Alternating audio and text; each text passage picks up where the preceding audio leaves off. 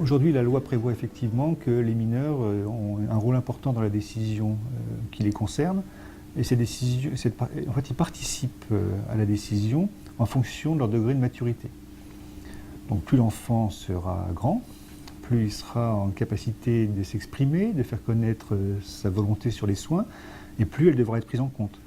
Sachant qu'in fine, néanmoins, c'est toujours les titulaires de l'autorité parentale qui vont prendre la décision.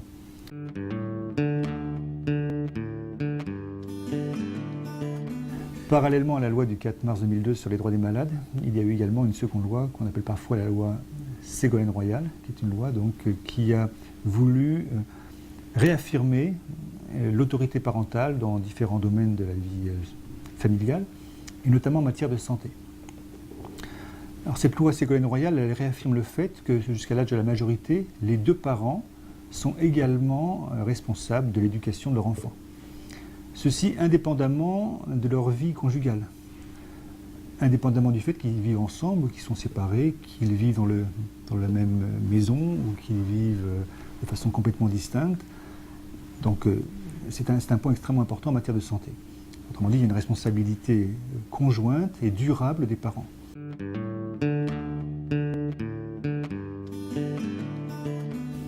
C'est que les textes prévoient, pour faire en sorte que la société puisse fonctionner harmonieusement, sans qu'il y ait de difficultés en permanence, prévoit que pour les soins bénins, pour donc la médecine courante, plutôt très courante, eh bien, on puisse se satisfaire de l'accord d'un seul des parents. Mais il faut bien comprendre de quoi il s'agit. Ça veut dire qu'on va présumer dans ce cas que les deux parents sont d'accord. En revanche, dès que les soins présentent un certain niveau de gravité, et ça vient assez rapidement, donc on est déjà assez rapidement dans des soins graves. Dès lors qu'il y a des décisions thérapeutiques importantes à prendre, eh bien là, il faut réunir l'accord des deux parents.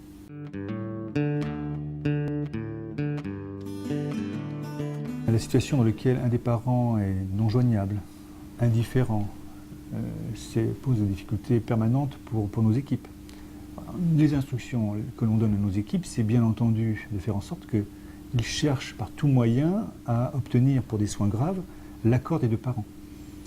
Même si, par hypothèse, le père ou la mère habite loin de l'autre parent, même si l'enfant est hébergé de façon permanente chez l'un ou chez l'autre, eh bien l'accord des deux parents doit être trouvé. Alors c'est difficile. En tout cas, il reviendra à l'équipe le cas échéant de prouver qu'elle n'a pas pu joindre l'un des parents. Mais en tout cas, elle doit s'efforcer par tout moyen de recueillir l'accord conjoint.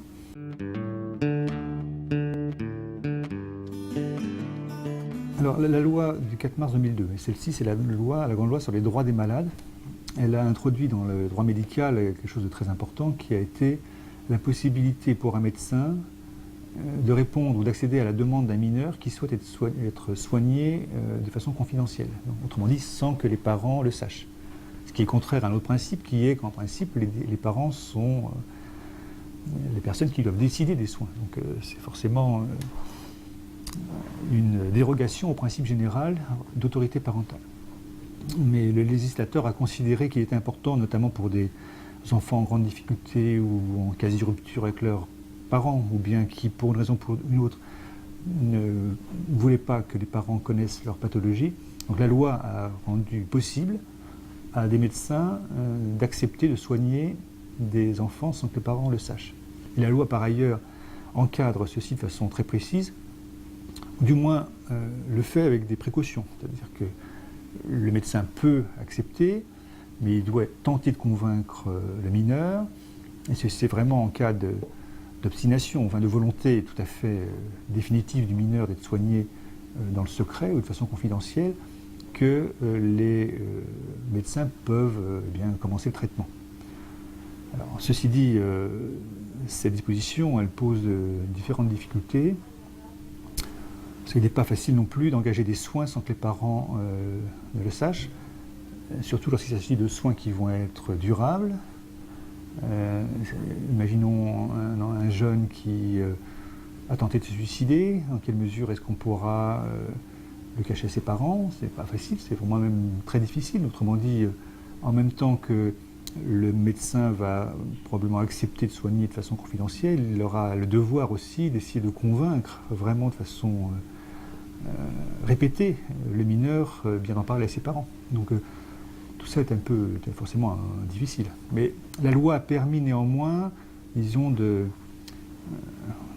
permis aux médecins de pouvoir gérer ces situations de façon plus facile. Il faut bien voir que si la loi a évolué en ce sens, c'est qu'on a pensé qu'il était souvent important, plutôt que des enfants ne se soignent pas, de leur laisser cette possibilité de confidentialité qui fera qu'ils se soigneront. Parce que c'est aussi leur intérêt qu'ils soient soignés. Et c'est l'intérêt de la société, c'est l'intérêt de tout le monde.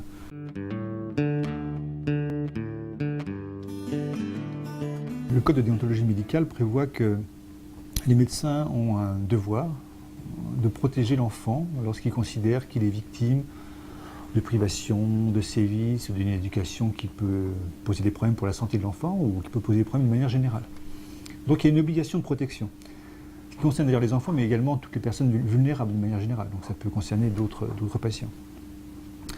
Et bien, voilà, il y a une obligation de protection qui prendra la forme, dans certains cas, d'un signalement. Signalement dans les cas les plus graves à l'autorité judiciaire, et de façon plus courante peut-être au service du département, parce que le département, le conseil général, est responsable de la protection des enfants. C'est lui qui gère notamment l'aide sociale à l'enfance, qui gère en tout cas tous les services qui, dans notre pays, sont chargés de la protection de l'enfance de manière générale. Donc il y a une obligation de signalement, mais qui est essentiellement une obligation de protection. Alors, il revient au médecin en conscience de faire la part entre ce qui doit rester secret, le cas échéant, ce qui relève de la confidence, et ce qui relève absolument l'obligation de signalement pour protéger. Donc c'est une situation qui est souvent délicate pour les médecins, au-delà même des soins, qui est de gérer ces situations où il faut faire la part des choses et de faire le bon choix, qui pourra d'ailleurs évoluer le cas échéant, suivant l'évolution de la situation familiale, suivant bien ce que le médecin aura perçu dans l'entretien médical.